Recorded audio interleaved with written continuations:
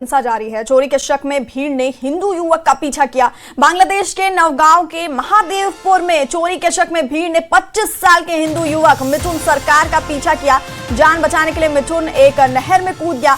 पानी में डूबने से उसकी मौत हो गई। चकगौरी बाजार इलाके से पुलिस ने उसका शव बरामद किया। एचबीसी यूनिटी काउंसिल की रिपोर्ट के अनुसार बांग्लादेश में अल्पसंख्यकों पर दिसंबर में 51 हमले हुए। बांग्लादेश में दिसंबर में 10 अल्पसंख्यकों की हत्या कर दी गई। बांग्लादेश में अल्पसंख्यकों के खिलाफ 23 लूट और आगजनी की घटनाएं सामने आई हैं। तो बांग्लादेश में लगातार हिंदुओं के खिलाफ हिंसा जारी है और चोरी के शक में भीड़ ने हिंदू युवक का पीछा किया।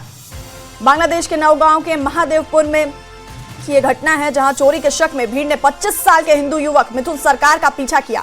जान बचाने के लिए मिथुन एक नहर में कूद गया और पानी में डूबने से उसकी मौत हो गई। चकगौरी बाजार इलाके से पुलिस ने युवक का शव बरामद किया। आपको बता दें कि एचबीसी यूनिटी काउंसिल की रिपोर्ट के अनुसार बांग्लादेश में अल्पसंख्यकों पर दिसंबर में 51 हमले हुए।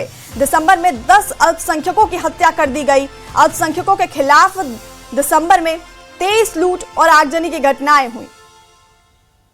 तो बड़ी खबर आपको बता रहे हैं, जहां पर बांग्लादेश के नवगांव के महादेवपुर में चोरी के शक में भीड़ ने 25 साल के हिंदू युवक मिथुन सरकार का पीछा किया और अपनी जान बचाने के लिए मिथुन एक नहर में कूद गया, जहां डूबने से उसकी मौत हो गई।